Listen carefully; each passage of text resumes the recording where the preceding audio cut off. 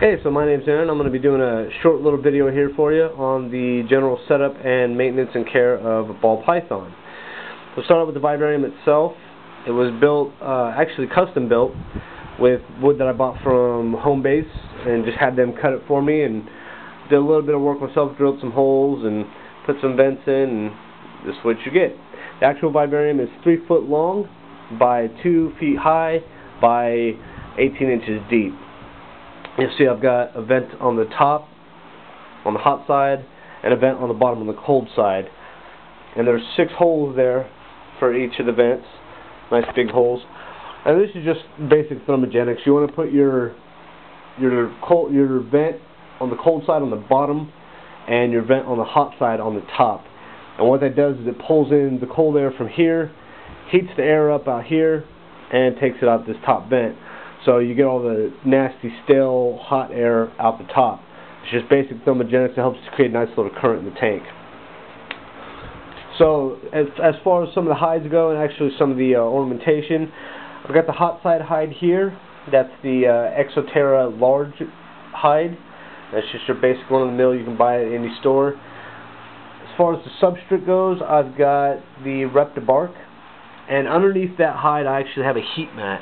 So that heat mat covers roughly about half of the vivarium lengthwise, and then, half of it widthwise. So it gives, roughly about a third of the tank covered.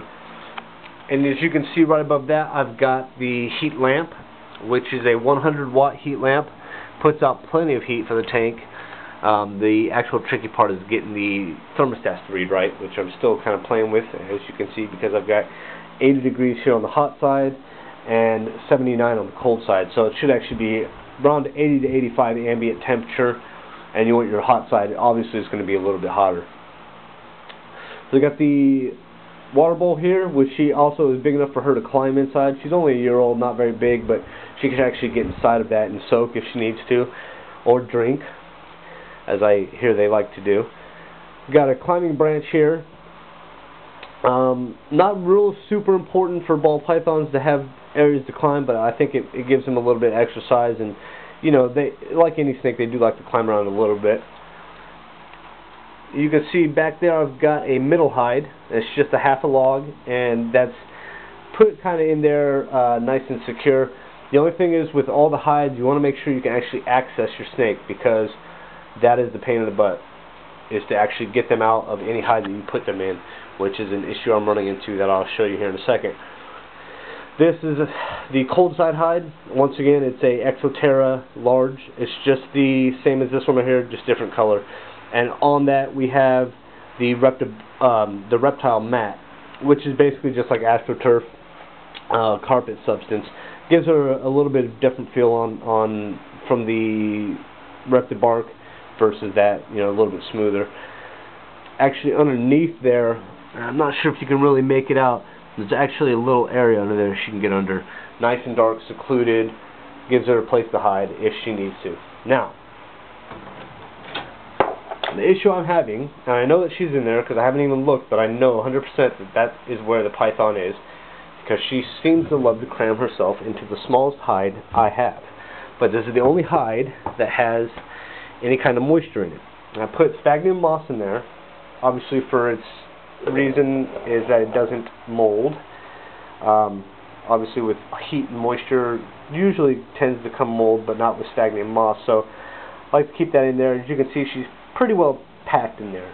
I fight with her to get her out, but she does seem to like it, and the only issue that I have, like I said, I believe she's getting too big for it. So eventually what I'll do is I'll get a Rubbermaid tub, substitute for that, and put that somewhere in the vivarium as her moisture hide.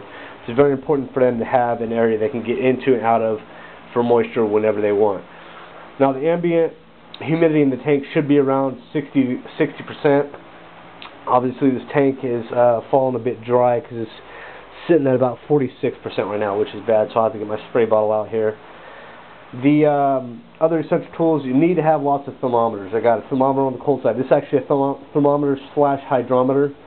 We got one on the cold side, got one on the hot side. Now, I've also got a probe temperature thermometer that actually goes into the hot side hide. So I like to keep that about 90 degrees. Right now it's running a little warm, it's about 94, but it's very important that you have thermometers all throughout the tank, and most importantly that every heat device that you have is thermostatically controlled, which the heat lamp and the heat mat are both thermostatically controlled. So that is a big one. Other than that, general care, tongs, very important. You don't want to get your hands bit when you're feeding them. The hook you can see there, this is actually a pretty cool little device. It actually expands out and retracts. Now you can see it's actually kind of bent because the python, so we're getting a little heavy for that. It's made more for corn snakes, small balls, and king snakes.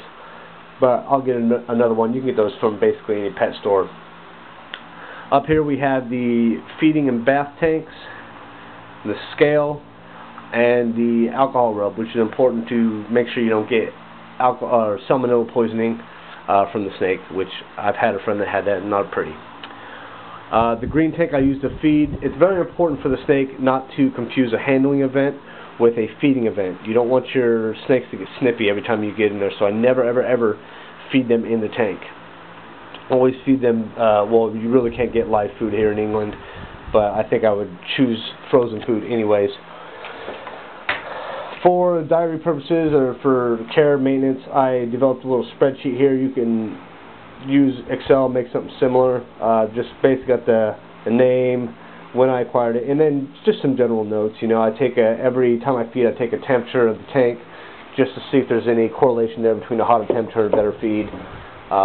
One thing I have noticed with the ball pythons, they don't like to feed before they shed. As soon as their eyes turn blue, don't try to feed them because they will not eat. Other than that, it's really, you know, you just got to kind of warm it up, make sure the mouse is nice and hot, and keep at it. Keep offering them food. If they don't eat 1 week, that's fine. Just, you know, throw the mouse away. It sucks because it's a loss of money, but, you know, there's nothing you can do about it. You can't force the python to eat. Well, actually you can, but there's no reason to if they're just going 1 week without a feed. Okay, so on this tank, you'll notice there's a little latch here. That's because actually the whole lid is hinged. So if I need to access in from the top, which is nice for me, I can get in from the top. I want to do that because it's very difficult to get in to change out light bulbs and things of that sort when you don't have access from the top. So pretty good little vivarium. Now I've got over here, I've got the Exoterra vivarium for my king snake. You'll notice it's actually missing the backing, and that's because the king snake, being as thin as she is, or he is, I'm not sure what sex it is, likes to get behind the backing in the glass. So in order to prevent that, I took that out. It looks quite a bit ugly, but there's nothing I can do about it right now. I'll figure something out later. Now this one is a real basic setup. You've got the foliage there, you've got the climbing vine, you've got the hide, you've got the water, you've got the aspen bedding, and then once again, thermometers, important. I've got the ambient temperature thermometer over here, and then there's a thermometer in the hide itself. And with the Exoterra, it's kind of cool they mount on the outside like that. So you see, actually both temperatures right now are reading 80, so I'll have to adjust the thermostat accordingly. This is still a relatively new setup. Got a 150 watt bulb there because I find it's a lot harder to heat these tanks, which is why I built the one for the ball python, because they need a higher temperature anyways. 80 degrees, actually 75 to 80 degrees is okay for a king snake. They're not tropical animals, so a little bit of a lower temperature is okay for them, and it seems to be doing fine. Eats readily, no problems whatsoever, and you can just make out the king snake there. It really likes to sit out in the open. So yeah, that's my setup for the king snake and for the ball python. Hope that helped out a little bit if you're looking to set up with the ball python and you're just starting out. Thanks a lot.